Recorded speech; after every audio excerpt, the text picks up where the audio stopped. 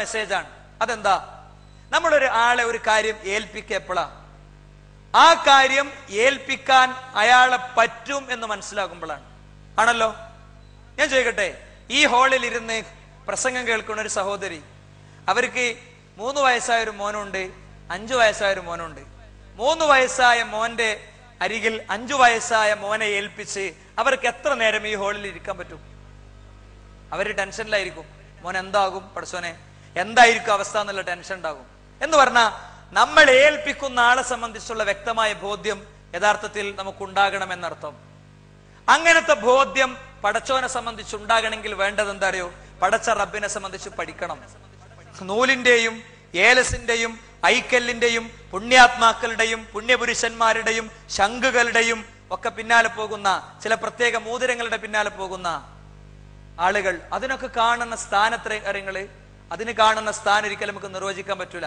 ശംഖ് എന്ന് പറയുന്നത് കടപ്പുറത്തുനിന്ന് പൊറുക്കിക്കൊണ്ടിരുന്ന അല്ലേ? നൂല് എന്ന് പറയുന്നത് ആരോ നെയ്തുണ്ടാക്കണതാ. വേറെ ഒരാളുടെ കൈകൾ കൊണ്ട് നിർമ്മിച്ച ഒരു ബിംബം, അത് മാർക്കറ്റിൽ പോയി 500 രൂപ കൊടുത്ത് പർച്ചേസ് ചെയ്ത് അത് കാറിൽ കൊണ്ടുവന്ന് സ്വന്തം പൂജാമുറിയിൽ സ്ഥാപിച്ച് അതിന്റെ മുന്നിൽ തലകുനിക്കുന്ന മനുഷ്യനെ മോചിപ്പിക്കുക എന്ന ദൗത്യം ചെറുതല്ല. അവര് പോരുമ്പോ കാറിന്റെ ഡിക്കിയിൽ വെച്ച അവൻ പർച്ചേസ് ചെയ്ത ദൈവം, അത് അവന്റെ കാറ് ഹമ്പ് കയറി ഇറങ്ങിയപ്പോ അത് തകിട് പൊടിയായി. എന്നിട്ടോ ചിന്തിച്ചിട്ടില്ല ഉണ്ടോ?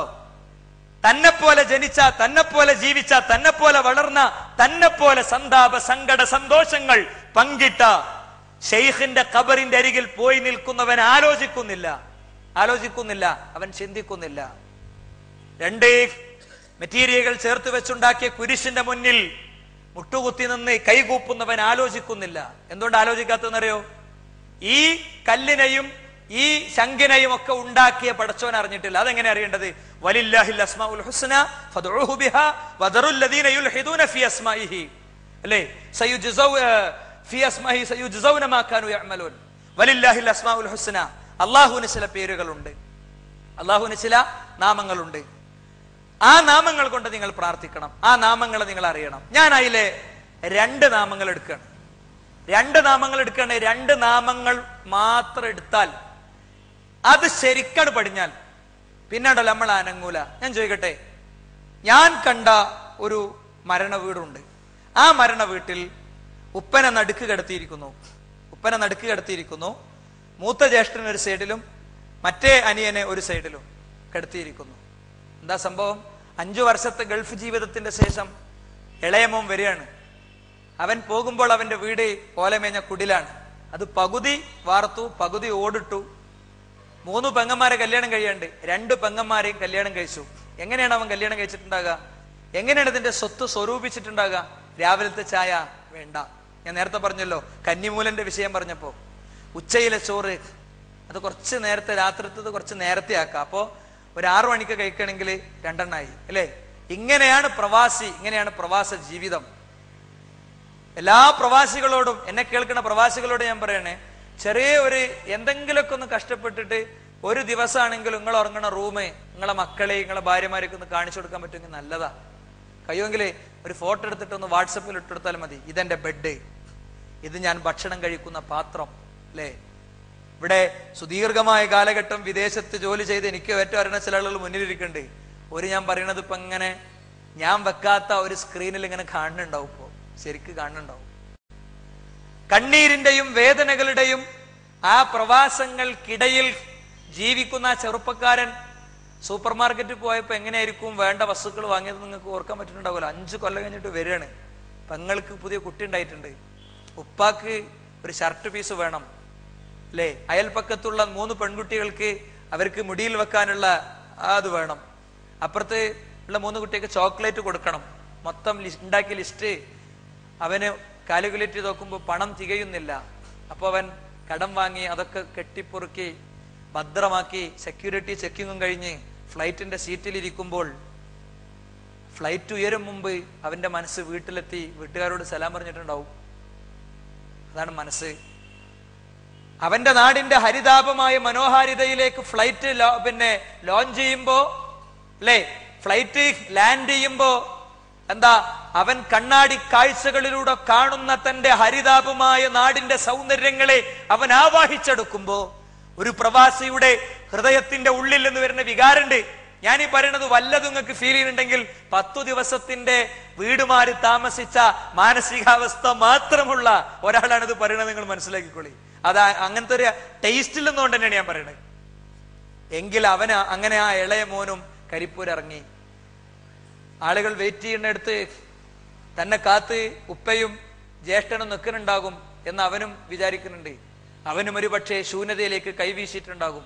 ലഗേജൊക്കെ ശേഖരിച്ച് അതൊക്കെ എണ്ണിത്തിട്ടപ്പെടുത്തി റെഡിയാക്കി ഉന്തുവണ്ടിയിൽ വന്ന് അവനെ സ്വന്തം വാപ്പ നെഞ്ചോട് ചേർത്ത് വെച്ചിട്ടുണ്ടാകും.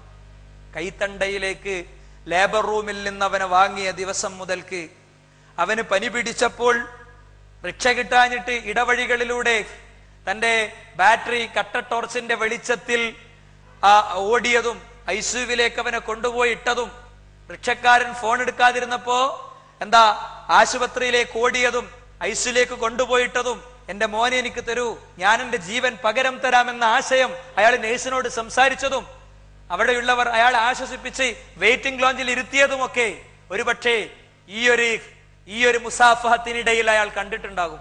അങ്ങനെ ഓട്ടോറിക്ഷയ്ക്ക് കയറി. ഓട്ടോറിക്ഷ ഇങ്ങനെ പോരുന്ന വഴിക്ക് കുതിച്ചെത്തുന്ന മണൽ ലോറി ആ 3 ജീവനുകൾ തട്ടി തകർത്തു. അവൻ കൊണ്ടുവന്ന കളിപ്പാട്ടങ്ങളും അവൻ കൊണ്ടുവന്ന ചോക്ലേറ്റുമൊക്കെ ആ രക്തത്തിൽ കുതിർന്നു കിടക്കുന്ന ചിത്രത്തിന് മുന്നിൽ നമുക്ക് അതൊരു ക്രൈസിസ് ആണെന്ന് പറയാം.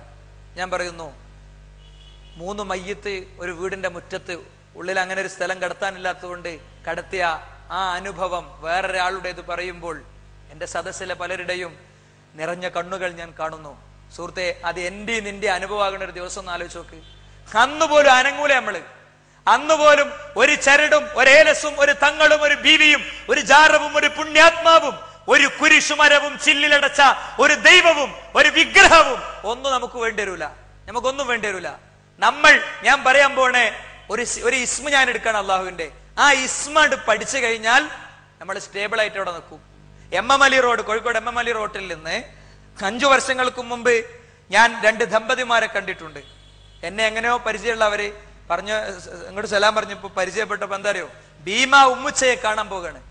ഭീമ ഉമ്മുച്ചന്റെ അടുത്ത് പോയിട്ട് കുട്ടിനെ കിട്ടണം. 17 കൊല്ലായി.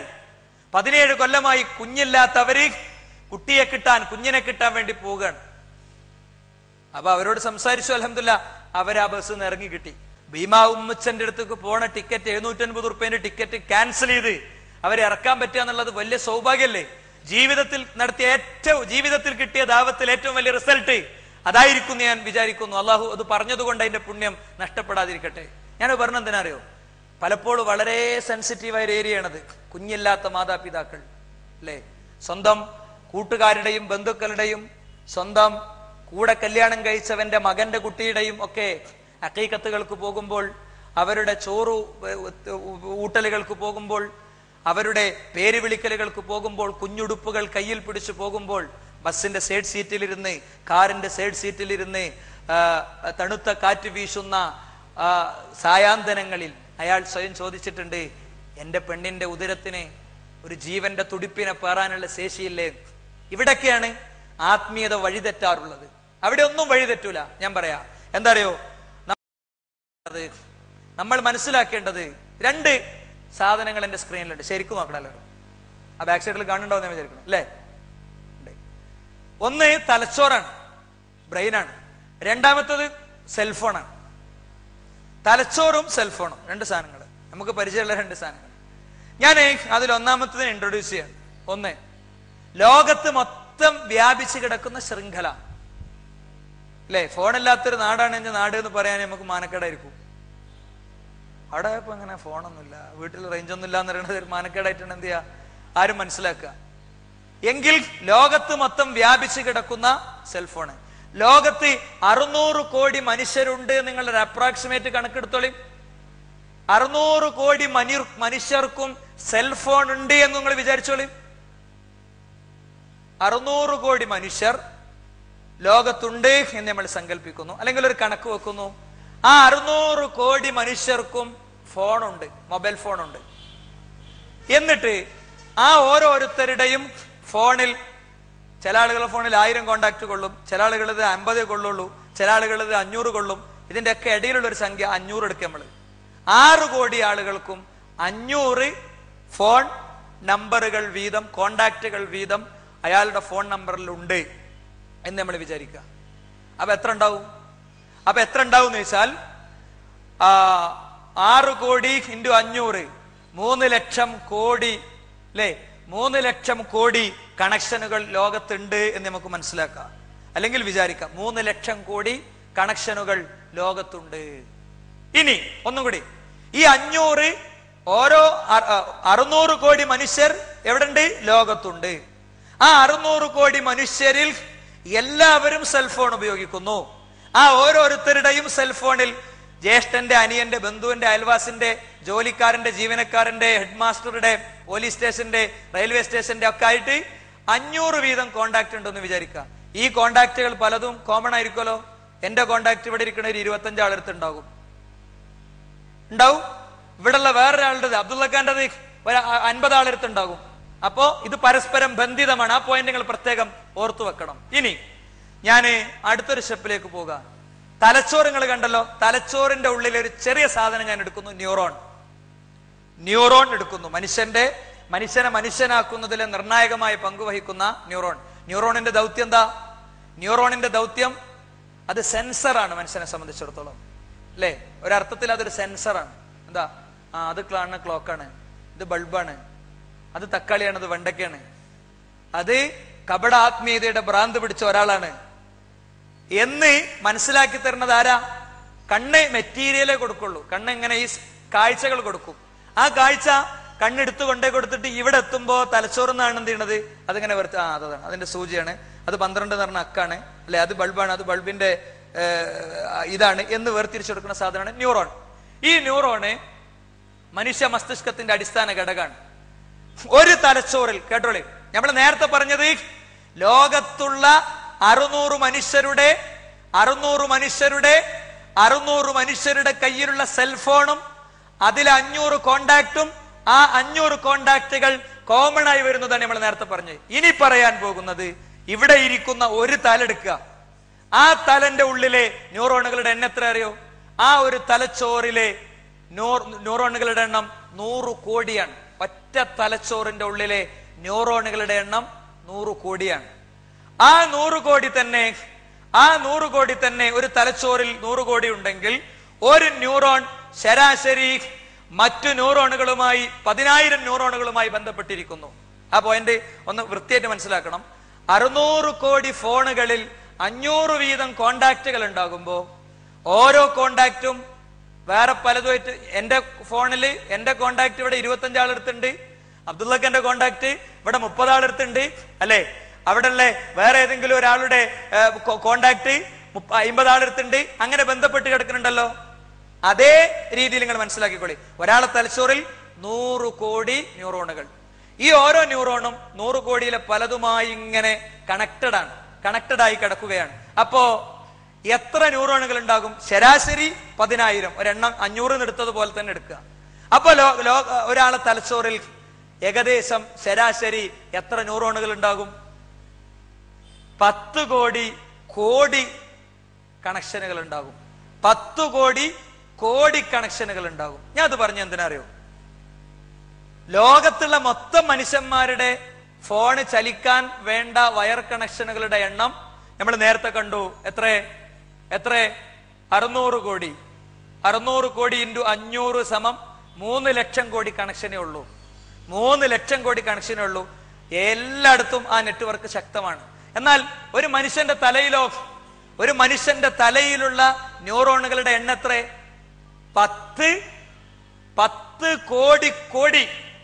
10 കോടിയല്ല, 10 കോടി എണ്ണാണ് ഞാൻ പറയണത്. ഇനി അടുത്ത ഉദാഹരണങ്ങൾ കേൾക്കും. നമ്മളെ വീട്ടിന്റെ മുന്നിലെ ആ ചാലണ് കീറി, അല്ലെങ്കിൽ റോഡ് സൈഡിലെ ചാലണ് കീറിങ്ങാണ്ട് അവിടെ ഒരു സാധു മനുഷ്യൻ കുമ്പിട്ടുന്ന എന്തൊക്കെയോ കുറെ പണിയെടുത്ത് പോയി. അപ്പൊ നമ്മൾ എക്സ്ചേഞ്ച് വിളിക്കും, ഞങ്ങളെ വീട്ടിലെ ഫോണിനൊരു കരകരയാണ് അല്ലേ? അയാള് ദേഷ്യം പിടിച്ചു വെക്കും. കാരണം അയാള് വേറൊരാളെ വീട്ടിലെ ഫോണിന്റെ കരകര തീർത്തപ്പോഴാണ് നമ്മളെ വീട്ടിലെ ഫോണ് കരകരയായത്. അങ്ങനെ അയാൾ വന്നിട്ട് കഷ്ടപ്പെട്ട് ഒക്കെ നേരാക്കി. അയാൾ അവിടെ എത്തുന്നതിന് മുമ്പ് അയലോകത്തെ മാളു നമ്മളെ വീട്ടിലെ കുഞ്ഞുമോനെ വിളിക്കുക, അല്ല കുഞ്ഞുമോ, ഞങ്ങളെ വീട്ടിലെ ഫോണ് ചത്തു പോയിട്ടുണ്ട്, നിങ്ങളെ വീട്ടിലെ ഫോണോ? ഞങ്ങളെ വീട്ടിലെ ഫോൺ ഇപ്പൊ പ്രശ്നം തീർത്തിട്ടുള്ളൂ. അപ്പൊ അയാൾ ബൈക്കുമെന്ന ഫോൺ അറ്റൻഡ് ചെയ്യണേ. കാക്ക, ഞങ്ങളെ വീട്ടിലെ ഫോണ് ചത്തിട്ടുണ്ട്, നിങ്ങളെ വീട്ടിലെ ഫോണ് ചത്തിനെ കൊണ്ട് കുഴിച്ചിട്ടാളേ. എന്താ പ്രശ്നം?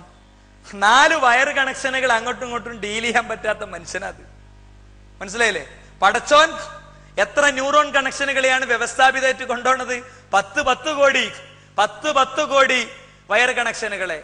ഈ വയർ കണക്ഷനുകൾ ഉള്ളതുകൊണ്ടാണ് അവന് അമ്മന്റെ അടുത്തേക്ക് പോയാലോ എന്ന് ചിന്തിച്ച്. പടച്ചോന്റെ കാര്യം ഉണ്ടെന്ന് ആലോചിച്ച് നോക്ക് നിങ്ങള്.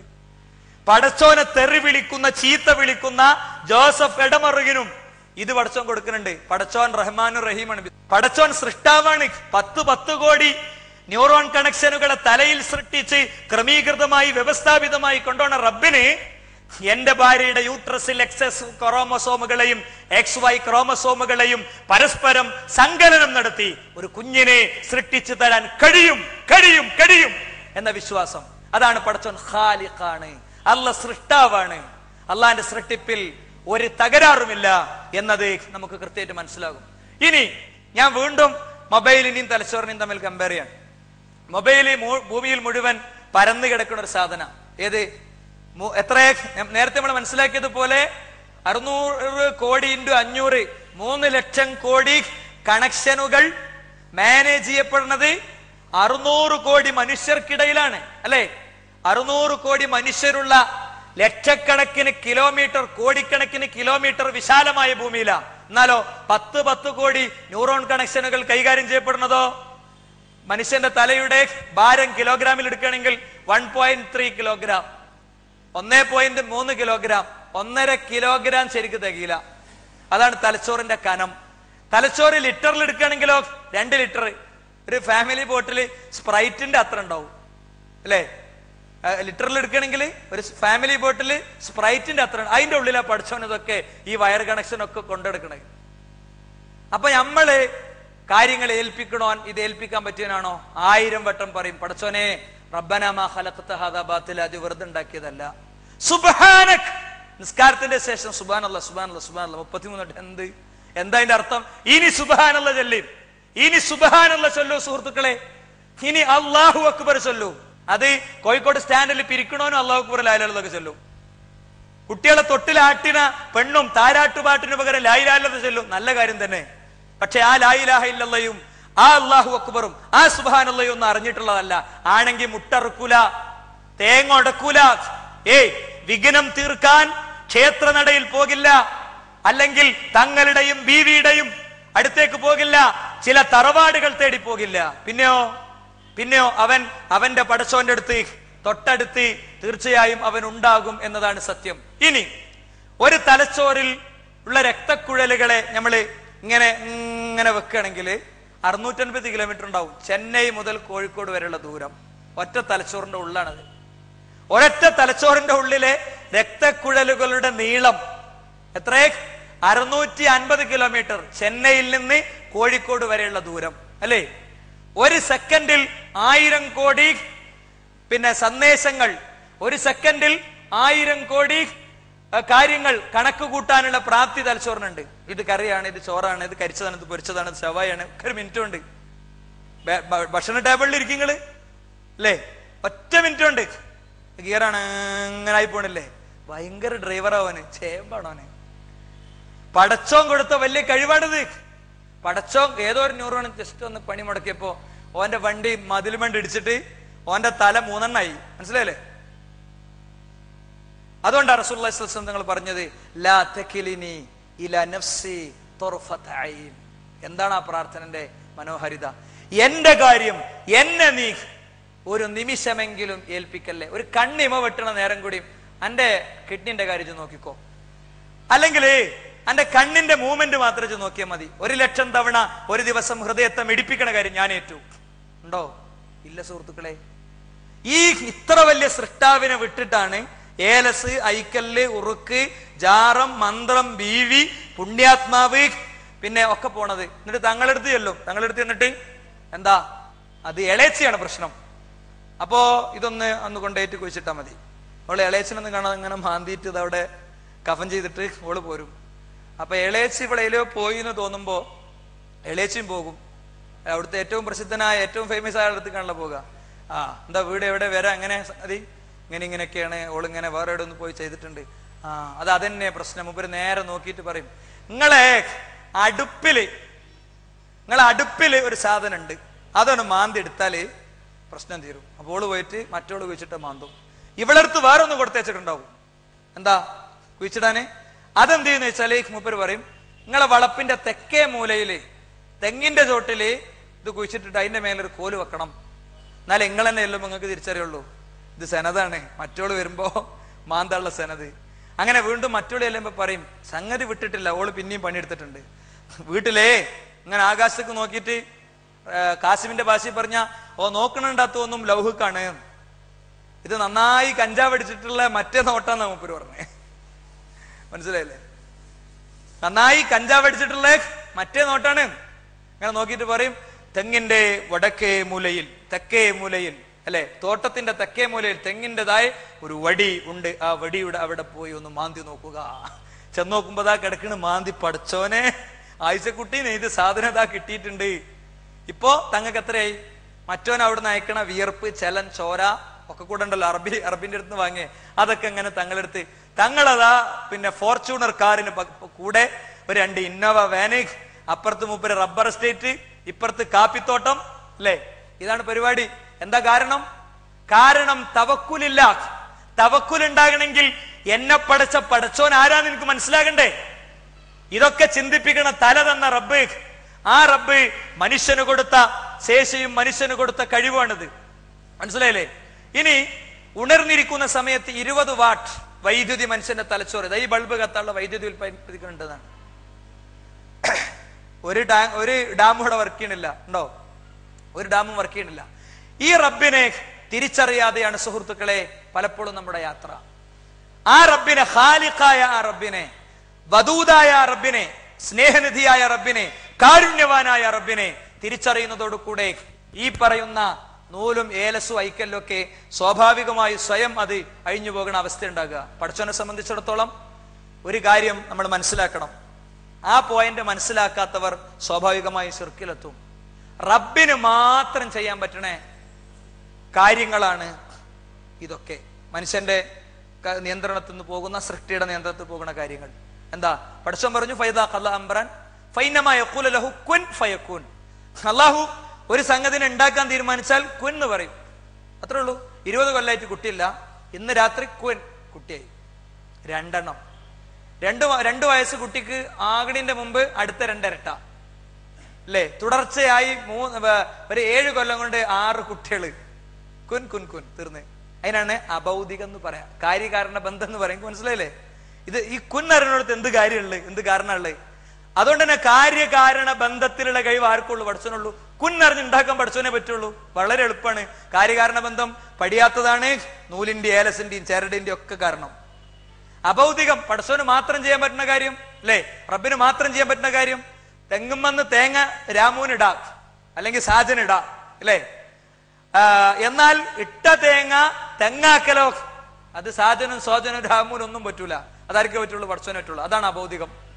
അള്ളാഹ്ക്ക് മാത്രം പറ്റണ കാര്യം.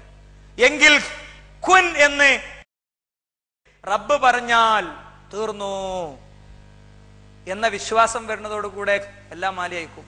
നമ്മളെ മോന്റെ ഒരു ആക്സിഡന്റ് പെട്ടിട്ട് ബേബിന്റെ ഐസിയുന്റെ അവിടെ ഇങ്ങനെ നിൽക്കുകയാണ്. അപ്പൊ നമ്മളെ ഏറ്റവും അടുത്തൊരു സുഹൃത്ത് വന്നിട്ട് നമ്മളോട് പറയണേ, ഞാൻ സ്ക്രീനിൽ എഴുതിയ വാചകം പറയണേ, എന്താ കയ്യിലിങ്ങനെ പിടിച്ചിട്ട്, എടാ ഒരു പ്രശ്നമല്ല, ഞാനുണ്ട് എൻ്റെ ഒപ്പം, ഞാനുണ്ട്. ചികിത്സ എങ്ങനെ വേണമെങ്കിലും നമുക്ക് ചെയ്യാം, ഏത് ആശുപത്രിയിലും പോയി ചെയ്യാം, പൈസ നമുക്ക് പ്രശ്നമല്ല. അവന്റെ കാലിയായ പോക്കറ്റും ആകെയുള്ള മോനും അവന്റെ പൊട്ടിത്തകർന്ന രംഗം കണ്ട് തകർന്നു നിൽക്കുന്ന ഒരു മനുഷ്യൻ ജീവിതത്തിൽ അത് എന്നും ഓർക്കും. ആ കുട്ടി ജീവിച്ചാലില്ലെങ്കിലും എന്ത്, എടാ ഞാനുണ്ടെടാ എൻ്റെ ഒപ്പം. ചികിത്സ നമുക്കൊരു പ്രശ്നമല്ല, പൈസ നമ്മളെടുത്തുണ്ട്. ഞാൻ എൻ്റെ പറമ്പ് വിറ്റിട്ടാണെങ്കിലും നിന്റെ മോന്റെ ട്രീറ്റ്മെന്റ് നമ്മൾ നടത്തും. അതുകൊണ്ട് നീ കരയരുത്. നീ കരഞ്ഞാ നിന്റെ ഭാര്യയും കരയും, പിന്നെ ആരാണ് ഉണ്ടാവുക എന്ന ആശ്വാസവാചകം നമ്മൾ എപ്പോഴും ഓർക്കൂലേ സുഹൃത്തുക്കളെ? അത് നമുക്ക് ഭയങ്കര ആശ്വാസമാണ്. പടച്ചോനെ ഇതിലേറെ വലിയൊരു ആശ്വാസവാചകം നമ്മളോട് പറഞ്ഞിട്ടുണ്ട്. എന്താ അറിയോ? വലഖദ് ഖലഖനൽ ഇൻസാൻ, ഞാനാണ് മനുഷ്യനെ പഠിച്ചത്. ഒന്നും അല്ലാത്തൊരു സാധനത്തിൽ നിന്ന്, കണ്ടാൽ ഇറക്കുന്ന ഒരു വസ്തുവിൽ നിന്ന് ഞാനാണ് മനുഷ്യനെ പഠിച്ചത്. വലഖദ് ഖലഖനൽ ഇൻസാൻ വനഅലമു മാ തുവസ്വിസു ബിഹി നഫ്സുഹു. അവന്റെ മനസ്സ് ആശങ്കപ്പെട്ടുകൊണ്ടിരിക്കുന്ന കാര്യം ഞാൻ അറിയുന്നു. 40-കാരിയായ മോള് വീട്ടില് 16-കാരിയുടെ കല്യാണ സദസ്സിൽ, അവളുടെ നിക്കാഹ് നടക്കുന്ന സദസ്സിലെ ചായ കുടിക്കുമ്പോൾ ചായക്ക് കയ്പാണ്. ഭാര്യ അവൾ ക്യാൻസർ രോഗിയാണ് എന്ന് ഇന്നലെ അറിഞ്ഞു. നാളെ അറിയണത് എന്താ അറിയോ? ക്യാൻസർ ഏത് സ്റ്റേജിൽ നിൽക്കുന്നു. 4th സ്റ്റേജ് എന്ന വാക്ക് ഡോക്ടർ പറഞ്ഞാൽ പാലിയേറ്റീവ് മെഡിസിൻ കഴിച്ച്, പെയിൻ കില്ലർ കഴിച്ച് വീട്ടിൽ കഴിയണം. എന്റെ ഭാര്യ എനിക്കില്ല എന്ന് മുമ്പ് ഉറപ്പിക്കാം അല്ലേ? അവിടെ ഖുർആൻ പറയാ അത് ഞാൻ അറിയുന്നുണ്ട്, ശരിക്ക് ഞാൻ അറിയുന്നുണ്ട് അല്ലേ? എന്നിട്ട് പടച്ചോൻ പറയാ വനഹ്നു അഖറബു ഇലൈഹി മിൻ ഹബ്ലിൽ വരീദ്, ഞാൻ അവന്റെ ഖണ്ഡനാടിയോളം അടുത്തവനാണ്. ഈ പടച്ചോനെ വിട്ടിട്ട് വേളിയങ്കണ്ണിയിലേക്കും ഗുരുവായൂരിലേക്കും മമ്പുറത്തേക്കും നാഗൂരിലേക്കും അജ്മീറിലേക്കും പോകുക.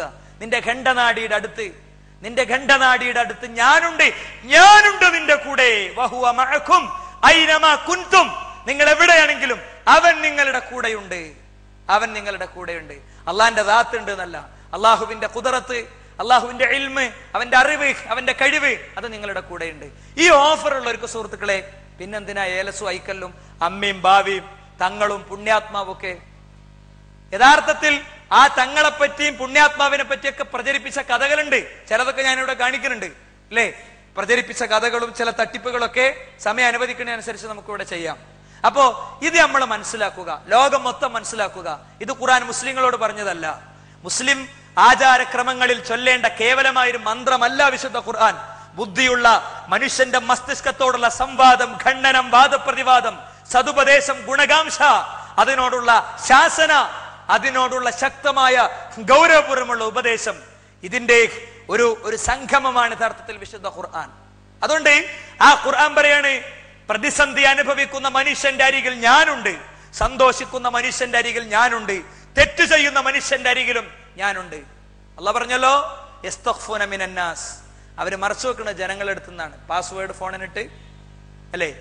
പക്ഷേ യസ്തഖ്ഫൂന മിനന്നാസ് വലാ യസ്തഖ്ഫൂന മിനല്ലാഹ്, അള്ളാന്റെ അടുത്ത് നിന്ന് മറച്ചു വെക്കാൻ പറ്റൂല. വഹുവ മഅഹും ഇത് യുബയ്യിതൂന മാ ലാ യർളാ മിനൽ ഖൗൽ, ആരെയും കാണാതെ സെൽഫോണിന്റെ അങ്ങേ തലക്കിലുള്ള അവിശുദ്ധ സംസാരം ആരോടും പറയരുത്. ഡയൽഡ് നമ്പറും റിസീവ്ഡ് നമ്പറും ഡിലീറ്റ് ചെയ്യണം എന്ന് പറഞ്ഞ് അവസാനിപ്പിക്കുമ്പോൾ അവൻ അത് കേൾക്കുന്നുണ്ട് എന്ന് വിശുദ്ധ ഖുർആൻ പറയാം. എങ്കിൽ ആ റബ്ബിനെ തിരിച്ചറിയുക എന്നത് ഏറ്റവും പ്രധാനപ്പെട്ടതാണ് സുഹൃത്തുക്കളെ. നോക്കൂ നിങ്ങൾ, ഞാൻ ചില പ്രവാചകന്മാരെ പറ്റി പറയട്ടെ. ചില പ്രവാചകന്മാർ, അയ്യൂബ് നബി അലൈഹിസ്സലാം, അയ്യൂബ് നബി അലൈഹി സ്വലാമിന്റെ ജീവചരിത്രം എടുത്തു നോക്കുങ്ങൾ. എന്താ ഞാനത് പറയണത്? അവരാരും അവരുടെ മുൻപ് കഴിഞ്ഞു പോയ ആരിലേക്കും പോയില്ല. അവർ ഒരു ഉറുക്കിലേക്കും പോയില്ല, ഒരു ഏലസിലേക്കും പോയില്ല, ഒരു ഐക്കലിലേക്കും പോയില്ല, ഒന്നിലേക്കും പോയില്ല. എന്താ അയ്യൂബ് നബി അനുഭവിച്ച പ്രതിസന്ധി? നല്ല സമ്പന്നനായൊരു മനുഷ്യൻ, അയാളെ സമ്പത്ത് മൊത്തണ്ട് നശിച്ചു എന്ന് കൂട്ടിക്കങ്ങൾ, ഒക്കെ തകർന്നു, ഇല്ലാതെയായി, സമ്പത്ത് മൊത്തണ്ട് പോയി. അപ്പൊ തന്നെ അയാൾക്കുണ്ടാണ് ആഘാതത്തിൽ 500 റുപ്യ കയ്യിൽ നിന്ന് പോയത് നമ്മൾ മറക്കലുണ്ടോ? പോക്കറ്റ് അടിച്ച്. പിന്നെ പോക്കറ്റ് അടിനെ പറ്റി പറയുമ്പോഴൊക്കെ പറയും 970 അന്ന് KSRTC ബാക്ക് സീറ്റിൽ ഞാൻ ഇരിക്കുമ്പോ ഒരു 500 പോയി. അത് നമ്മളെ സമ്പത്ത് നഷ്ടപ്പെടുന്നിടത്തുള്ള വേദനയാണത്. എങ്കിൽ സമ്പത്ത് മൊത്തം പോയി. പിന്നെ മക്കള് 10-11 ആളുണ്ട്. ഒരു മകൻ രോഗം ബാധിച്ചു, അവനെ പരിചരിച്ചു, ചികിത്സിച്ചു, ട്രീറ്റ് ചെയ്തു, അവൻ മരിച്ചു. അവന്റെ ജനാസ നമസ്കാരം കഴിഞ്ഞ് വരുമ്പോ അയ്യൂബ് അലൈഹി ഇസ്ലാം കാണുന്നത് എന്താ? അടുത്ത മകൻ രോഗിയാവണതാ. അവന്റെ മരണം കഴിയുമ്പോൾ അടുത്ത ആള്, 11 കുട്ടികൾ മരിച്ചു. അവസാനം അദ്ദേഹത്തെ രോഗം ബാധിച്ചു, പുഴുക്കൾ ചാടാൻ തുടങ്ങി ശരീരത്തിൽ നിന്ന്. അപ്പോഴും റബ്ബ്, എന്റെ റബ്ബ് എനിക്ക് മതി എന്നല്ലാതെ വേറൊരാളിലേക്കും അദ്ദേഹം പോയിട്ടില്ലല്ലോ. എന്റെ അർത്ഥം എന്താ? റബ്ബിനെ അറിഞ്ഞു, പടച്ചോനെ അറിഞ്ഞു. ഒരു മുട്ടറുക്കലിനും ഒരു കുഴിച്ചിടാനും മാന്താനും ഒന്നും അദ്ദേഹം പോയിട്ടില്ല. ഈ വീട്ടിൽ എന്തൊക്കെയുണ്ട് അദ്ദേഹം ശരിക്കും മനസ്സിലാക്കിയിട്ടുണ്ട്. എന്താ ഖുർആൻ പറഞ്ഞത്? റബ്ബിന്നി മസ്സനിയ ളുർറു, എന്നെ ളുർറു ബാധിച്ചു. വേറൊരു വചനം റബ്ബിന്നി മസ്സനിയ ശൈത്താൻ, എന്നെ ശൈത്താൻ ബാധിച്ചു, എന്നെ പിശാച് ബാധിച്ചു എന്ന് മനസ്സിലാക്കിയിട്ടും അദ്ദേഹം പോയിട്ടില്ല. കാരണം എന്താ? ഞാൻ നേരത്തെ പറഞ്ഞതുപോലെ റബ്ബിനെ അദ്ദേഹം വിശദമായി മനസ്സിലാക്കിയിട്ടുണ്ട്. ഒരു വയസ്സായ കാരണവര് നമ്മളെ പള്ളിയിൽ ഇരുന്നിട്ട് എന്നും ഇങ്ങനെ പ്രാർത്ഥിക്കണം, നമ്മൾ കേൾക്കാണ്, പടച്ചോനെ എനിക്കൊരു കുട്ടീനെ കൊണ്ടാ, 80 വയസ്സാണ്. അപ്പൊ അയാളോട് അന്വേഷിച്ച അയാളെ ഭാര്യയ്ക്ക് ഏകദേശം 65 വയസ്സാണ്. നമ്മൾ കളിയൊക്കെ ചിരിക്കും. ശരിക്കും ഇബ്രാഹിം നബി അലൈഹി സ്വലാമിന്റെ കാര്യം എടുത്തു നോക്ക് നിങ്ങൾ, അങ്ങനെ തന്നെയല്ലേ? സ്വന്തം ഭാര്യയുടെ യൂട്രസ് അത് ചുരുങ്ങിപ്പോയിട്ടുണ്ട്, അതിൽ ഇനി ഒരു കുട്ടി ജനിക്കാൻ സാധ്യതയില്ല എന്ന് മനസ്സിലാക്കുന്ന ആ മഹാപ്രവാചകൻ പക്ഷേ പ്രതീക്ഷ കൈവിടാതെ പടച്ചവനോട് പറയാണ്, അത് റബ്ബ് എന്ന മഹാശക്തിയെ തിരിച്ചറിഞ്ഞതിന്റെ ഗുണമാണ്. ബാക്കി പ്രവാചകന്മാരിലേക്ക് ഞാൻ പോകുന്നില്ല, സമയമല്ലാത്തതുകൊണ്ട്. ഇനി നോക്കൂ നിങ്ങൾ, നമ്മുടെ റബ്ബിന്റെ അറിവിന്റെ ആഴത്രേ. വഇൻദഹു മഫാത്തിഹുൽ ഗൈബി, അദൃശ്യങ്ങളുടെ ഖജനാവ് അവന്റെ അടുത്താണ്. ലാ യഅലമുഹാ ഇല്ലാ ഹുവ, അവനല്ലാതെ അത് അറിയുകയില്ല. ഒരാൾക്കും ഭാവി പ്രവചിപ്പിക്കാൻ പറ്റൂല. മനുഷ്യൻ ചെന്നുപെടുന്നത് അങ്ങനെയാണ്, ഭാവി ഇവരൊക്കെ പ്രവചിക്കുന്ന എഴുതിയിട്ടാണ്. ഒരു ഭാവിയും അവർക്ക് പ്രവചിക്കാൻ കഴിയില്ല. അമ്മയുണ്ടാക്കി കൊടുത്ത കോൺക്രീറ്റ് വീടുകൾ ചൂഷണത്തിലൂടെ ഉണ്ടാക്കിയ ക്യാഷ് വെളുപ്പിക്കാനും, അതേപോലെ തന്നെ ഞാനൊരു സാമൂഹിക സേവകയാണെന്ന് ലോകത്തോട് പറയാനും വേണ്ടി ചൂഷണത്തിന്റെ കാശ് കൊണ്ടുണ്ടാക്കിയ കെട്ടിടങ്ങൾക്ക് മുകളിൽ സുനാമി തിരമാലകൾ അടിച്ചപ്പോ അമ്മ ഒന്നും പറഞ്ഞില്ല. ഒരു ഇസ്ലാഹി പത്രപ്രവർത്തകൻ മാധ്യമ പ്രവർത്തകരെ അമ്മ കണ്ട ഒരു ഫംഗ്ഷനിൽ വെച്ച് ചോദിച്ചു, അമ്മ എന്തേ അത് പറയാത്തത്? അപ്പൊ അമ്മ അറിയാതെ പറഞ്ഞു, മോനെ എനിക്കതൊന്നും പറയാൻ കഴിയുമെന്ന് ഞാൻ പറയണില്ല. ബാക്കിൽ നിന്ന് സന്യാസി ഏറ്റവും അടുത്ത ആള് തിരുത്തി കൊടുത്തു, ഞാൻ അന്ന് കാലിഫോർണിയയിൽ വെച്ച് അതിന്റെ സൂചനകൾ കൊടുത്തിരുന്നു എന്ന്. സൂചന അവരുണ്ടാക്കിയ ബിൽഡിംഗ് ആണ് പൊളിഞ്ഞത്, ഭാവി ആർക്കും പറയാൻ പറ്റൂല. പറ്റോ? അരയിൽ കത്തിവെച്ച് ബാബയുടെ അരമനയിലെത്തിയ ആൾക്ക് ഒന്നും പറഞ്ഞു കൊടുക്കാൻ പറ്റിയിട്ടില്ല. പറ്റോ? അയാൾ കൊല്ലാനൊരുങ്ങുമ്പോ സെക്യൂരിറ്റി സ്റ്റാഫിന്റെ കണ്ണ് വെട്ടിച്ച് CCTVകളുടെ കണ്ണ് വെട്ടിച്ചെത്തിയ ആളെടുത്ത് നിന്ന് രക്ഷപ്പെടാൻ വേണ്ടി ആ ലോകത്തിന്റെ ദൈവം ബാബ ഇറങ്ങി ഓടാണ്, അല്ലേ? ശ്രീ രവിശങ്കർ അദ്ദേഹത്തിന് സെക്യൂരിറ്റി ഫോഴ്സ് ഉണ്ട്. പോകട്ടെ, മാലയിൽ പഠിപ്പിക്കണ മൊഹീദ്ദീൻ ഷെയ്ഖ് ഉണ്ട്, യഥാർത്ഥ മൊഹീദ്ദീൻ ഷെയ്ഖ് അല്ല.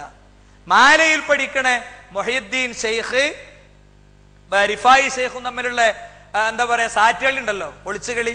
ഒരു ഷെയ്ഖിന്റെ കണ്ണിന്റെ ഉള്ളിൽ മറ്റേ ഷെയ്ഖിന്റെ കയറിക്കൂടി. കുപ്പിയകത്തുള്ള വസ്തുവിനെ പോലെ ഞാൻ കാര്യങ്ങൾ അറിയുന്നു പറഞ്ഞപ്പോ ഞങ്ങളെ ഷെയ്ഖ് അതിലേറെ അറിയും, നിങ്ങളെ ഷെയ്ഖിന്റെ കണ്ണിൽ നമ്മളെ ഷെയ്ഖ് ഒളിച്ചിരുന്നു, എന്നിട്ട് തെരഞ്ഞു കിട്ടിയില്ല. മനസ്സിലായില്ലേ? ഇവർക്ക് ആർക്കും ഒന്നും അറിയില്ല എന്നാണല്ലോ ചുരുക്കം. എന്നാ പടച്ചോൻ എത്രത്തോളം അറിയും? കരയിലുള്ളതറിയും, കടലിലുള്ളതറിയും, ഒരു മരത്തിലെ ഇല വീടുന്നത് പോലും റബ്ബറിയും. നോക്കൂ നിങ്ങൾ, പടച്ച റബ്ബിനെ സംബന്ധിച്ചിടത്തോളം അവന് സുഹൃത്തുക്കളെ എത്ര സൃഷ്ടികളുണ്ട്. പടച്ച റബ്ബിന് എത്ര സൃഷ്ടികളുണ്ട്. റബ്ബ് സുബ്ഹാനഹു വ തആലക്ക് ഒരുപാട് സൃഷ്ടികളുണ്ട്. കരയിൽ, കടലിൽ ഒക്കെ പടച്ച തമ്പുരാനെ നോക്കൂ നിങ്ങൾ, പടച്ചോന്റെ സൃഷ്ടികൾ കാണൂല. ജീവനുള്ളത്, ജീവനില്ലാത്തത്. ജീവനുള്ളത് ഞാൻ ക്ലാസിഫൈ ചെയ്യാണ്. പടച്ചോന്റെ സൃഷ്ടികളെ ക്ലാസ് വിഭജിക്കാണ്. ചെറിയ നിലയ്ക്ക് ഒരു 3 മിനിറ്റ് കൊണ്ട് പറയാവുന്ന വിഭജനം നടത്താണ്. ജീവനുള്ളത്, ജീവനില്ലാത്തത്. ജീവൻ ഇല്ലാത്തതിനെ ഞാൻ പൂർണ്ണമായിട്ട് വിട്ടു. ജീവനില്ലാത്ത കോടിക്കണക്കിന് സൃഷ്ടികൾ പടച്ചവനുണ്ട്, അതിന് ഞാൻ വിട്ടു. ജീവനുള്ളത് തന്നെ കടലിലും കരയിലും, കടലിൽ ജീവിക്കണതുണ്ട്, കരയിൽ ജീവിക്കണുണ്ട്, രണ്ടിലും ജീവിക്കണ ഉഭയജീവികളുണ്ട്, രണ്ടിടത്തും ജീവിക്കണുണ്ട്. ഇനി ആ ജീവികളിൽ തന്നെ എന്തൊക്കെയുണ്ട്? മനുഷ്യനുണ്ട്, മൃഗങ്ങളുണ്ട്, മത്സ്യങ്ങളുണ്ട്, മറ്റു ജീവികളുണ്ട്, അല്ലേ? അതിൽ തന്നെ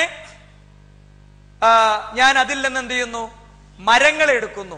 മരങ്ങളെ പടച്ചോനെ കോടിക്കണക്കിന് ജീവികൾ, ജീവനുള്ളത്, ജീവനില്ലാത്തത്. ജീവനില്ലാത്തതിനെ കല്ലും അല്ലാത്തതൊക്കെ പൂർണ്ണമായിട്ട് മാറ്റിച്ചു. ജീവനുള്ളതിനെ തന്നെ കരയിലും കടലിലും കരയിലുള്ളതൊക്കെ ഞാൻ എടുത്തു. എന്നിട്ട് കടല് ഞാൻ വിട്ടു. കോടിക്കണക്കിന് മത്സ്യങ്ങളുള്ള കടല് ഞാൻ വിട്ടു. കരയിലുള്ള ജീവികളിൽ തന്നെ മനുഷ്യനും അല്ലാത്തതൊക്കെ ഉണ്ട്, അതൊക്കെ ഞാൻ വിട്ടു, ഫുൾ കംപ്ലീറ്റ്. എന്നിട്ട് അതിൽ നിന്ന് മരത്തെ മാത്രം ഞാൻ എടുത്തു. ആ മരം തന്നെ എത്ര ഉണ്ട്? മരം തന്നെ ആയിരക്കണക്കിന് വിഭാഗങ്ങളുണ്ട്. തേക്ക്, കവുങ്ങ്, മാവ്, ഇങ്ങനെ കോടിക്കണക്കിന് എണ്ണുണ്ട്. അതിൽ തന്നെ സുഹൃത്തുക്കളെ മാവ് തന്നെ പലതരമുണ്ട്, ഉണ്ടല്ലോ. മൂവാണ്ടൻ മാവുണ്ട്, പല ജാതി മാവുകളുണ്ട്. അതില് മൂവാണ്ടൻ മാവ് മാത്രം ഞാൻ എടുത്തു. ആ മൂവാണ്ടൻ മാവ് മാത്രം ലോകത്ത് എത്ര ഉണ്ട്? കോടിക്കണക്കിന്, ലക്ഷക്കണക്കിന് എണ്ണുണ്ട്. ആ മൂവാണ്ടൻ മാവില് ഒന്നിനെ ഞാൻ എടുത്തു. ഏതാ? 100 കണക്കിന് എണ്ണം, അതിലെ ഒന്നിനെ ഞാൻ എടുത്തു. അതേതാ? എന്റെ വീട്ടുമുറ്റത്ത് നിൽക്കുന്നത്. ഇനി ആയത്തോദ്യം എന്താ? ഇനി ആയത്തോദ്യം എന്താ? ആയത്ത് പടച്ചോൻ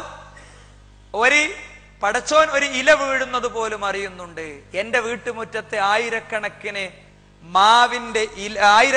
ഇലകളിലെ ഒരു ഇല വീഴുമ്പോൾ അതുപോലും ആരറിയുന്നു? റബ്ബറിയുന്നു. ഇങ്ങനത്തെ അറിവുള്ള പടച്ചോനെ വിട്ടിട്ട് വെളിയങ്കണ്ണിക്കും ഗുരുവായൂർക്കും മമ്പർത്തുക്കും ബാക്കിയുള്ളിടത്തുക്കും മനുഷ്യനോടണേ, മഷി നോക്കാൻ പോണേ അല്ലെ? 10 ഉറുപ്യ കൊടുത്താൽ തത്ത കാടെടുത്ത് സംസാരിക്കുന്ന മറ്റേ എന്താ പറയാ കൈനോട്ടക്കാരിയുടെ മുന്നിൽ കയ്യണ് വെച്ചെടുക്കുന്നതോടുകൂടെ 40 ദിവസത്തെ നിസ്കാരം ഢീം പോയി. അറാഫിനെയും കാഹിനെയും ഒക്കെ സമീപിക്കണന്റെ കാര്യത. ഈ കൈനോട്ടക്കാരിയായ പെണ്ണ് വീട്ടിൽ കയറുമ്പോ ഇവിടെ പട്ടിയുണ്ടോ എന്നാ ചോദിക്കണേ. പട്ടിയുണ്ടോ? ഭാവിയും ഭൂതവും വർത്തമാനം മൊത്തം പറയാനാ വരണേ. എന്നിട്ടോ ഇവിടെ പട്ടിയുണ്ടോന്ന് അവർക്ക് അറിയില്ല അല്ലേ? ഇവിടെ പട്ടിയുണ്ടോന്ന് അറിയില്ല. ഇത്തരം ആളുകൾ എടുത്തേക്കാണ് പലപ്പോഴും സുഹൃത്തുക്കളെ സമൂഹം യഥാർത്ഥത്തിൽ പോകുന്നത്. അതുകൊണ്ട് ഭരമേൽപ്പിക്കേണ്ടത് ആരെയാണ്? റസൂൽ സല്ലല്ലാഹു അലൈഹി വസല്ലം തങ്ങൾ ഭരണം ഏറ്റെടുത്തതിന് ശേഷം കൊടുത്ത നിർദ്ദേശ. ചില ആളുകൾക്ക് തോന്നും എന്താ ഈ നൂലിനെ സംബന്ധിച്ചും ഏലസിനെ സംബന്ധിച്ചൊക്കെ എത്ര പറയണ്ടോ? അതൊക്കെ ശാഖാപരവും നിസ്സാരമായ കാര്യമല്ലേ? എന്നാ കേട്ടോളി. മക്കയുടെ അധികാരം ഏറ്റെടുത്തിന്റെ ആദ്യത്തെ മൊമെന്റിൽ റസൂൽ പറഞ്ഞ കാര്യം എന്താ അറിയോ? അല്ലാ യബ്ഖയന്ന ഫീ റഖബതി ബഈരിൻ ഖിലാദത്തുൻ മിൻ ബതരിൻ ഔ ഖിലാദത്തുൻ ഇല്ലാ ഖുതിഅത്. മനുഷ്യന്റെ മേലെ കെട്ടിയ ചരടിനെ പറ്റിയല്ല, മൃഗത്തിന്റെ മേലെ കെട്ടിയ ചരടുകൾ മുറിച്ചു നീക്കണം, ഉയർത്തപ്പെട്ട ജാറങ്ങൾ അടിച്ചു നിരത്തണം. ഈ നിർദ്ദേശ റസൂൽ സല്ലല്ലാഹു അലൈഹി വസല്ലം തങ്ങൾ കൊടുത്തത് അല്ലേ? എന്നിട്ട് എന്തേ നിങ്ങൾ നീക്കാത്തെ? നമ്മൾ നീക്കിക്കൊണ്ടിരിക്കാണ്. റസൂലുള്ള എന്തേ 10 കൊല്ലം മക്കത്തുണ്ടായിട്ട് ആ വിഗ്രഹങ്ങൾ എടുത്തു നീക്കാതിരുന്നത്? 10 കൊല്ലം കഴിഞ്ഞ് 11ാമത്തെ കൊല്ലം എന്തുകൊണ്ട് എടുത്തു നീക്കിയത്? 10 കൊല്ലം മനസ്സിൽ നിന്ന് എടുത്തു വലിച്ചെറിഞ്ഞു. ജാറങ്ങളെ, നൂലുകളെ, ഏലസുകളെ, ചരടുകളെ, മച്ചിനോട്ടങ്ങളെ, ഇങ്ങനത്തെ നുറുക്കുകളെ സർവ്വതിനെയും നമ്മൾ എന്ത് ചെയ്യുന്നു? ഹൃദയത്തിൽ നിന്ന് എടുത്തെറിയണേ. അതിനു വേണ്ടിയ ടൗൺ ഹാളിൽ കൂടിയത് എടുത്തെറിയലാ നടന്നുകൊടുക്കണത് അല്ലെ? സുഹൃത്തുക്കളെ, ഭരണപരമായ അജണ്ടയായി പ്രവാചകൻ നൂലിനെതിരെ, ഏലസിനെതിരെ, ഐക്കലിനെതിരെ ഇടപെടുകയും പ്രവർത്തിക്കുകയും ചെയ്തിട്ടുണ്ട്. ഇനിയോ അതുകൊണ്ട് തീർന്നില്ല. എന്താ അതിന്റെ പ്രശ്നം? പ്രവാചകൻ സല്ലല്ലാഹു അലൈഹി വസല്ലം തങ്ങൾ പറയാ, അല്ലാ തുഅല്ലിഖ് ഷൈഅൻ ഖാല അൽ മൗത്ത് അഖറബു മിൻ ദാലിക്. എന്താ? മരിച്ചാലും നീ ഒന്നും കെട്ടണ്ട. മരിച്ചാലും ഇഞ്ചിഞ്ചായൻ മരിക്കേണ്ടി വന്നാലും. ഞാൻ എന്റെ ഒരു അനുഭവം പറയാം. ഒരു ലേബർ റൂം, ആ ലേബർ റൂമിൽ രാവിലെ മരുന്ന് വെക്കപ്പെട്ട ഒരു പെൺകുട്ടിയുണ്ട്. അവർക്കിനി ഒരു സർജറി സാധ്യമല്ല. അങ്ങനത്തെ ശാരീരികാവസ്ഥയിൽ എത്തിയ ഒരു പെൺകുട്ടിയുണ്ട്. അവളെ കരച്ചിൽ പുറത്തേക്ക് ഇങ്ങനെ കേൾക്കുന്നുണ്ട്. സിസേറിയൻ പറ്റൂല, 3-4 സിസേറിയൻ കഴിഞ്ഞതാണ്. അപ്പൊ അവൾ പ്രസവിക്കണേന്ന് അവിടെ നിൽക്കണവരൊക്കെ പ്രാർത്ഥിക്കുന്നുണ്ടാവും. അത്ര ക്രൈസിസ് ഉണ്ട്. അപ്പൊ അവരെ വല്യമ്മ അങ്ങനെ അങ്ങോട്ടും ഇങ്ങോട്ടും ഇങ്ങനെ നടക്കണം. അപ്പൊ വേറൊരു സ്ത്രീ വന്നിട്ട് പറയും, മധ്യവയസ്കയായ ഒരു സ്ത്രീ വന്നിട്ട് പറയാണ്, എന്റെ മോളിപ്പോ പ്രസവിച്ചു, ഇന്ന ഉസ്താദിന്റെ അടുത്ത് പോയി ഉറുക്ക എഴുതിയിട്ടാണ്. അപ്പോ ഞാൻ ആ വല്യമ്മാൻ ഇങ്ങനെ നോക്കി. അവരാ സ്ത്രീനെ തല മുതൽ ഇങ്ങനെ കാല് വരുന്നു നോക്കിയിട്ട് ഒരു വാചകം പറഞ്ഞു, എന്റെ മോള് മരിച്ച ഒരു ഖബറ്, മോൾക്കുണ്ടാണ് കുട്ടിയും കൂടി മരിച്ച 2 ഖബറ്. മോളെ ഞാൻ ഈ പണിക്ക് നിൽക്കൂല. അതതിന്റെ അർത്ഥം. ഇഞ്ചിഞ്ചായി മരിക്കേണ്ടി വന്നാലും ഈ പണിക്ക് പോവുകയില്ല എന്ന് സുഹൃത്തുക്കളെ ഉറപ്പിക്കാൻ നമ്മളെ സംബന്ധിച്ചിടത്തോളം സാധിക്കണം. മാത്രല്ല റസൂൽ കരീം സല്ലല്ലാഹു അലൈഹി വസല്ലം തങ്ങൾ പറഞ്ഞു, മൻ അല്ലഖ തമീമതൻ ഫഖദ് അശ്റക. ആരെങ്കിലും ഏലസ് കെട്ടിയാൽ, ഐക്കല്ല് കെട്ടിയാൽ, തമ്മ എന്ന് പറഞ്ഞാൽ പൂർത്തിയാക്കുക, തമീമത്ത് എന്ന് പറഞ്ഞാൽ പൂർത്തിയാക്കാനുള്ള സാധനം എന്ന അതിന്റെ അർത്ഥം. കാര്യം പൂർത്തീകരിച്ച് കിട്ടാനുള്ള സാധനം. ആരെങ്കിലും ഏലസ് കെട്ടിയാൽ അവൻ ശിർക്ക് ചെയ്തിരിക്കുന്നു. ശിർക്ക് ചെയ്തവന്റെ സങ്കേതം നരകമാണ്. കാരണം എന്താ? ആരെങ്കിലും വല്ലതും കെട്ടിയാൽ ഉക്കില ഇലൈഹി, അതിലേക്ക് അവൻ തവക്കുലാക്കുകയാണ് ചെയ്തിരിക്കുന്നത്. യഥാർത്ഥത്തിൽ ചെയ്തിരിക്കുന്നത്. ഇനി മാത്രമല്ല, ഉമർ ബിൻ ഖത്താബ് റളിയല്ലാഹു അൻഹുവിന്റെ മകൻ അബ്ദുല്ലാഹി ബിൻ ഉമറിൽ നിന്നും റിവായത്ത് ചെയ്യുന്ന ഒരു റിപ്പോർട്ടുണ്ട്. അതിൽ അദ്ദേഹം പറയാണ്, ഒരാളെ കയ്യിൽ ഏലസ് കണ്ടു. അപ്പോ ഇതെന്താന്ന് ചോദിച്ചു. ഇത് ക്ഷയരോഗത്തിനുള്ളതാണെന്ന് പറഞ്ഞു. എങ്കിൽ നിനക്കത് ക്ഷയമല്ലാതെ വേറൊന്നും വർദ്ധിപ്പിക്കുകയില്ല. നിനക്കിത് ക്ഷയം വർദ്ധിപ്പിക്കുകയേ ചെയ്യുകയുള്ളൂ. ഇത് കെട്ടിയിട്ട് നീ മരിച്ചാൽ ഇത് കെട്ടിയിട്ട് നീ മരിച്ചാൽ നീ ഒരിക്കലും രക്ഷപ്പെടുകയില്ല. നീ നശിച്ച് ഇല്ലാതെയായി പോകും. നിന്റെ പരലോകം നിനക്ക് നഷ്ടപ്പെടും. അതുകൊണ്ട് എന്റെ സംസാരം കേൾക്കണ ആരെങ്കിലും നമ്മളെ കുട്ടികളെ അരയിലുണ്ടെങ്കിൽ വിശ്വാസത്തിന്റെ പേരിലല്ല മുജാഹിദ് കുടുംബങ്ങളിൽ കെട്ടുക. എന്താ? അത് പല നിലക്ക് കെട്ടും. അമ്മായിമാനെ മാനേജ് ചെയ്യാൻ വേണ്ടി കെട്ടും. ചിലപ്പോൾ അരയിലുള്ളത് ട്രൗസർ ചാടാതിരിക്കാൻ വേണ്ടി കെട്ടും. 5 വയസ്സ് വരെയുള്ള ഒരു കുട്ടിന്റെ ട്രൗസർ ചാടിയാലൂടെ ഒന്നും സംഭവിക്കുന്നില്ല. അതുകൊണ്ടാണ് മൂർച്ചാനിട്ടളി. അത് ഞങ്ങൾ കറുത്തത് കെട്ടല്, ചോപ്പ കെട്ടല്, പച്ച കെട്ടല്, ഏതാണെങ്കിലും ഏറ്റവും വലിയ ഒരു തിന്മ, ആ തിന്മയുടെ ആ തിന്മയോട് അടുത്ത് നിൽക്കുന്ന ഒരു കാര്യം നമുക്ക് വേണ്ട. ഇന്നത്തെ പരിപാടിയുടെ ഒരു റിസൾട്ടായി അത് നടപ്പിൽ വരുത്താൻ സുഹൃത്തുക്കളെ നമുക്ക് കഴിയണം. റസൂലുള്ള 10 ആള് വന്നതിൽ 9 ആളുകൾക്ക് ബൈഅത്ത് കൊടുത്തു. 9 ആളുകൾക്ക് ബൈഅത്ത് കൊടുത്തു, ഒരാൾക്ക് കൊടുത്തില്ല. എന്താ കാരണം? കൈമത്ത് താൻ മുറിച്ചാളാന്നാ പറഞ്ഞത്. നമ്മളെ നാട്ടിൽ റസൂലുള്ള വന്ന എത്ര ആൾക്ക് ബൈഅത്ത് കിട്ടും? വന്നു എന്ന് സങ്കല്പിക്കുക. ടൗൺ ഹാളിൽ ഇരുന്നു എന്ന് സങ്കല്പിക്കുക. ആർക്കൊക്കെ കിട്ടും ബൈഅത്ത്? നിങ്ങൾ നബിയാണെന്നും അങ്ങയെ സപ്പോർട്ട് ചെയ്യാമെന്നും അങ്ങയെ ഹൃദയത്തിൽ ഏറ്റാമെന്നും ഞാൻ പ്രതിജ്ഞ എടുക്കുന്നു എന്ന പ്രതിജ്ഞക്ക് ആ വെളുത്ത ചുമപ്പും വെളുപ്പും കലർന്ന മനോഹരമായ കൈകൾ സ്പർശിക്കാൻ കിട്ടൂല. അതാണ് ക്രൈസിസ്, അതാണ് ഏറ്റവും വലിയ പ്രതിസന്ധി. അതുകൊണ്ട് നമുക്ക് ഈ ഒരു ബോധം യഥാർത്ഥത്തിൽ ഉണ്ടാകണം. മാത്രമല്ല, ലക്ഷണം നോക്കുന്നതിനെയും, ലക്ഷണം നോക്കുന്നത് ശിർക്കാണ് എന്ന് റസൂൽ സല്ലല്ലാഹു അലൈഹി വസല്ലം തങ്ങൾ പറഞ്ഞു, അല്ലേ? നമ്മളറിയാതെ ലക്ഷണം നോക്ക് പോകണ്ട്. ഞാൻ ഇറങ്ങുമ്പോഴൊന്നും ബസ് വരൂല. സൂക്ഷ്മമായ അർത്ഥത്തിൽ അതൊരു പ്രശ്നമാണ് സുഹൃത്തുക്കളെ. നമ്മൾ ഇറങ്ങിയതുകൊണ്ടല്ല ബസ് വരാത്തത്. നമ്മൾ ഇറങ്ങണീന്റെ തൊട്ട് മുമ്പ് ഒരു ബസ് പോയി, ഞാൻ അടുത്ത ബസ് വരണമെങ്കിൽ നിശ്ചയിച്ച സമയമാകണം. ടയർ പൊട്ടിയണമെങ്കിൽ ടയർ പൊട്ടി നേരാക്കണം അന്നെ. അപ്പൊ നമ്മളെടുത്ത് അറിയാതെ ഈ സാധനം എങ്ങനെ തന്നെ കയറി വരിക. ശിർക്ക് എന്ന് പറഞ്ഞാൽ ഞാൻ ശിർക്കാണ്, ഞാൻ വരുന്നുണ്ട് എന്ന് പറഞ്ഞിട്ടല്ല വരിക. അനൗൺസ് ഒക്കെ ചെയ്ത് ഞാൻ ശിർക്കാകുന്നു, ഞാൻ എൻ്റെ അടുത്തേക്ക് വരികയാകുന്നു. അല്ല, ഉറുമ്പരിക്കുന്നതിനേക്കാൾ സൂക്ഷ്മമായിട്ടാണ് ശിർക്ക് വരിക എന്ന് നമ്മൾ പഠിച്ചിട്ടുണ്ട്. അതുകൊണ്ട് വിശ്വാസത്തെയും അന്ധവിശ്വാസത്തെയും വേർതിരിക്കണം. അതൊക്കെ പറയുമ്പോൾ ചില ആൾക്കാർ ഇങ്ങനെ പറയും, നിങ്ങളടുത്തുണ്ട് അല്ലേ. ഒരു കാര്യം എപ്പോഴാ വിശ്വാസമാകുക? ഒരു കാര്യം വിശ്വാസമാകുന്നത് അത് പ്രമാണങ്ങൾ പറയുമ്പോഴാണ്. പ്രമാണം പറഞ്ഞ കാര്യം നമ്മളെ തലക്ക് എത്ര കയറിയിട്ടില്ലെങ്കിലും അത് വിശ്വാസമാണ്. ഒരു കാര്യം പ്രമാണത്തിന്ന് പുറത്താണോ അപ്പോഴാണ് അന്ധവിശ്വാസമാകുന്നത്. ചില ആളുകൾ നവോത്ഥാനത്തിന് ഇറങ്ങും. ഞാൻ ചോദിക്കട്ടെ, നിരീശ്വരവാദികളെ സംബന്ധിച്ചിടത്തോളം ദൈവം, മതം, ഖുർആൻ ഇതൊക്കെ അന്ധവിശ്വാസമാണ്. അങ്ങനെ അയാളെ ഫ്രെയിമിൽ നിന്ന് ചിന്തിക്കുകയാണെങ്കിൽ ഇതൊക്കെ അന്ധവിശ്വാസമാകും. ഏത്?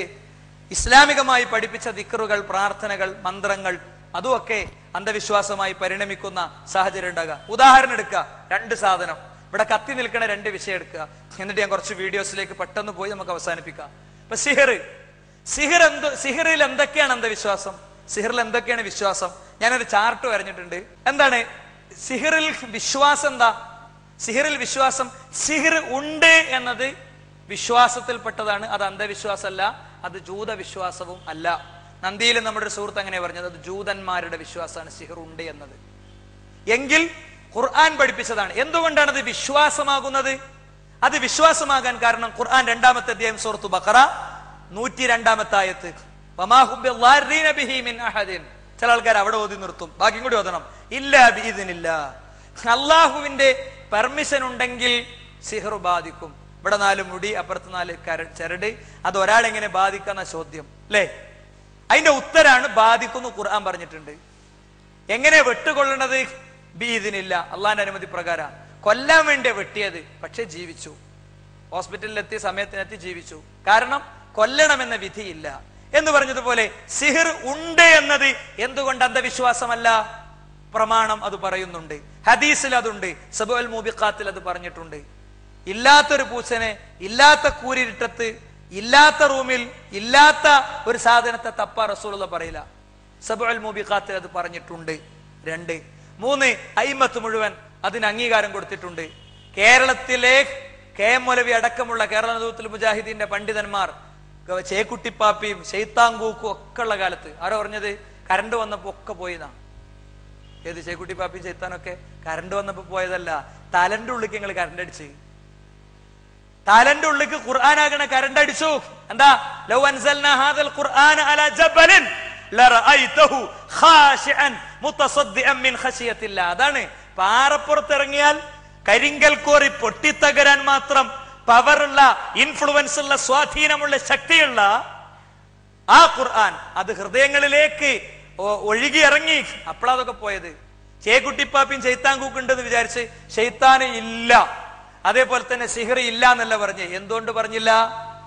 അത് വിശ്വാസമാണ്. ജിന്നുണ്ട്, ശൈത്താനുണ്ട്, സിഹിറുണ്ട്. കാരണം അത് പ്രമാണം പറയുന്നു. ആകാശത്ത് നിന്ന് വന്ന വഹ്യു പറയുന്നു. ഇനി എന്താണ് അതിൽ അന്ധവിശ്വാസം? ആ ചെയ്ത സിഹറിന് പരിഹാരം തേടി തങ്ങളെടുത്ത്, ജ്യോത്സ്യന്റെ അടുത്ത്, നമ്പൂരിന്റെ അടുത്ത്, പൂജാരിന്റെ അടുത്ത്, ഔലിയപ്പാപ്പാന്റെ അടുത്ത് പോകൽ അന്ധവിശ്വാസമാണ്. കാരണം അത് ഇസ്ലാം പഠിപ്പിച്ചിട്ടില്ല, അത് ഇസ്ലാമിന്റെ ഗൈഡൻസിൽ പെട്ടതല്ല. അതുകൊണ്ട് അതൊരാളെ സംബന്ധിച്ചിടത്തോളം അയാൾക്ക് ചെയ്യാൻ പറ്റുന്നൊരു സംഗതിയല്ല. ഇനി കണ്ണേറ് ഉണ്ട് എന്നത് അന്ധവിശ്വാസമല്ല. കാരണം ഖുർആനിലെ ഒരായത്തിന്റെ 3ാമത്തെ തഫ്സീർ അതാണ്. ഏതാ? യാക്കൂബ് അലൈഹിസ്സലാം മക്കളോട് പറയാണ്, വദ്ഖുലൂ മിൻ അബ്വാബിൻ മുതഫർരിഖ, നിങ്ങൾ വേറിട്ട വാതിലുകളിലൂടെ ആ രാജാവിന്റെ അടുത്ത് പ്രവേശിക്കണം. സുന്ദരന്മാരായ മക്കളാണ്, അവർക്ക് കണ്ണേറ് പറ്റുമോ എന്ന് അദ്ദേഹം പേടിച്ചു എന്ന് 3ാമത്തെ തഫ്സീർ. 3ാമത്തെ തഫ്സീർ കൊണ്ട് മാത്രമല്ല നമ്മൾ സ്വീകരിക്കുന്നത്. റസൂലുള്ളാഹി നേരിട്ട് പറഞ്ഞു, അൽ ഐനു ഹഖ്ഖുൻ, കണ്ണേറ് സത്യാണ്. ഇല്ലാത്ത ഒന്നിനെ റസൂലുള്ളാഹി ദിക്ർ പഠിപ്പിക്കൂല. ഞാൻ നിന്നോട് കണ്ണേറിൽ നിന്ന്, അസൂയയുള്ള നോട്ടത്തിൽ നിന്ന്, ശൈത്താന്റെ അടുത്ത് നിന്നൊക്കെ ഞാൻ രക്ഷ തേടുന്നു എന്ന പ്രത്യേക പ്രാർത്ഥന റസൂൽ സ്വല്ലല്ലാഹു അലൈഹി വസല്ലം തങ്ങൾ പഠിപ്പിച്ചു. അതുകൊണ്ട് കണ്ണേറ് ഹക്കാണ്. ഇനി എന്താണ് അതിന്റെ അന്ധവിശ്വാസം? കുറി, പൊട്ട്, അല്ലേ, നറുക്ക്, ഉറുക്ക്, ഇതൊക്കെയാണ് അതിൽ അന്ധവിശ്വാസം. ഇതൊക്കെ പരിഹരിക്കാൻ ഒരു പഴയ ടീഷർട്ടിന്റെ ഉള്ളിൽ കുറച്ച് വൈക്കോല് കയറ്റിയിട്ട് നല്ലൊരു പട്ടികമ്മ നിർത്തിയിട്ട് കരിങ്കണ്ണ നോക്ക് എഴുതിക്കല് തെറ്റാണ്, കുറ്റമാണ്. അത് അതിലേക്കുള്ള തവക്കുലാണ്, അത് ശിർക്കിലേക്ക് എത്തിക്കുന്ന കാര്യമാണ്. അതില്ല. എന്നാൽ ഒരാൾക്ക് കണ്ണേറുണ്ടെങ്കിൽ എന്താ ചെയ്യേണ്ടത്? കണ്ണേറ് ബാധിക്കുന്നു തോന്നാം, അങ്ങാടിക്ക് ഇറങ്ങുമ്പോ എന്ത് ചെയ്യുന്നു? നമ്മൾ കുട്ടിയുടെ തലയിൽ കൈവച്ച് പ്രാർത്ഥിക്കുന്നു. ഹസൻ ഹുസൈൻ പ്രവാചകന്റെ പേരക്കുട്ടികള്, അവരെ തലയിൽ കൈവച്ച് പ്രവാചക തിരുമേനി പ്രാർത്ഥിച്ച തെളിവ് ഉണ്ടായിരിക്കെ ഇത് വിശ്വാസമാണ്, ഇത് അന്ധവിശ്വാസമല്ല. അതുകൊണ്ട് സുഹൃത്തുക്കളെ, നമ്മൾ മനസ്സിലാക്കുക, എന്ത് ഈ ഒരു തലം വിടുമ്പോൾ, വിശ്വാസരംഗത്തെ ഈ ഒരു തലം വിടുമ്പോൾ സംഭവിക്കുന്നത് എന്താ അറിയോ? നഗ്നനായി നിൽക്കണ ഒരാളെ ലിംഗം സ്പർശിച്ച് അതിനോട് പ്രാർത്ഥിക്കുന്ന രണ്ട് സംസ്ഥാനങ്ങളുടെ ഭരണകർത്താവിനെ നമുക്ക് കാണാൻ സാധിക്കും. മാത്രല്ല, ഞാൻ നേരത്തെ പറഞ്ഞല്ലോ, വിശ്വാസപരമായി കാര്യങ്ങൾ ഡൈവേർട്ട് ചെയ്തു പോകുമ്പോ നടക്കുന്നത് എന്താ? പച്ച മനുഷ്യനെ തിന്നുക. കാണാൻ എനിക്കും നിങ്ങൾക്കും ശേഷില്ല. പക്ഷെ ഇത് ഇന്ത്യയിലെ വളരെ പ്രസിദ്ധമായ ഒരു TV ചാനൽ പുറത്തുവിട്ട ഒരു വീഡിയോ ആണ്. അതുകൊണ്ട് അത് ഞാൻ നിങ്ങളെ ജസ്റ്റ് കാണിക്കാണ്. അതിന്റെ ഉത്തരവാദിത്വം മുഴുവൻ ഒരുക്കാൻ എനിക്കൊരു ഉത്തരവാദിത്വമല്ല. അൽഗോറികൾ എന്ന് പറയുന്ന ഒരു പ്രത്യേക വിഭാഗം ആളുകൾ, അവര് കാശിയിൽ നിന്നും മറ്റും വലിച്ചെറിയപ്പെടുന്ന മൃതദേഹം ചുട്ട് ചാമ്പലാക്കാൻ വേണ്ടി കൊടുത്തത്, ചുട്ട് ചാമ്പലാക്കിയതിന്റെ വെണ്ണീര് രാവിലെ കൊടുക്കും. വെണ്ണീര് വാങ്ങാൻ വരുന്നതിന്റെ മുമ്പ് കത്തി തുടങ്ങിയ ബോഡി എടുത്തിട്ട് എവിടേക്കിടും? പഴയക്കിടും. എന്തിനെ? ഈ വറകുകൊണ്ട് അടുത്ത ആളെ കത്തിക്കാൻ. അവിടെ അഴിമതിയാണ്, നിങ്ങൾ ആലോചിക്കണം.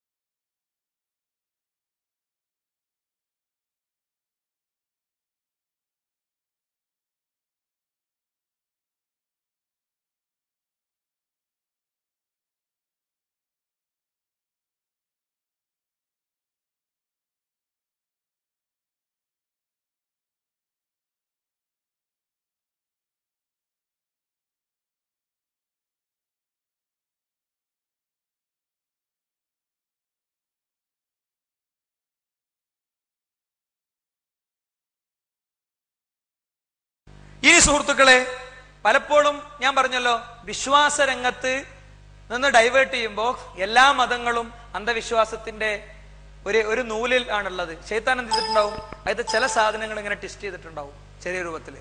ഇപ്പോ ആദം മല എന്ന പേരിൽ ഇൻട്രൊഡ്യൂസ് ചെയ്യപ്പെട്ട ഇവരുടെ കാന്തപുരം സമസ്ത പറഞ്ഞുകൊടുത്ത അവരുടെ യാത്രകൾക്കിടയിൽ അവർ പുറത്തു കൊണ്ടുവന്ന ഒരു മലയുണ്ട്. ആ മലയെ പറ്റിയുള്ള ഐതിഹ്യമുണ്ട്, കേട്ടോളൂ. ഇത് ആദം മലയുടെ വഴിയിലെ അവസാന ടൗണാണ്. ഇനി അങ്ങോട്ട് നടന്നു കയറണം. അനേകം തീർത്ഥാടകർ ഇവിടെ എത്തിയിരിക്കുന്നു. ബുദ്ധന്മാരാണ് മഹാഭൂരിഭാഗവും. ആദം മലയിലെ കാലടയാളം അവർക്ക് ബുദ്ധന്റെ തിരുപാദമാണ്. അതുകൊണ്ട് അവർ മലയെ ശ്രീപാദ എന്നാണ് വിളിക്കുന്നത്. എന്നാൽ ശിവന്റെ കാലടയാളമെന്ന നിലയിൽ ഹിന്ദുക്കൾ ഇതിനെ ശിവനൊലി പാതയെന്ന് പരിചയപ്പെടുത്തുന്നു. അതുപോലെ സെയിന്റ് തോമസ് പുണ്യവാളന്റെ കാലടിയാണെന്ന് ക്രിസ്ത്യാനികൾ വിശ്വസിക്കുകയും ആദരിക്കുകയും ചെയ്യുന്നു.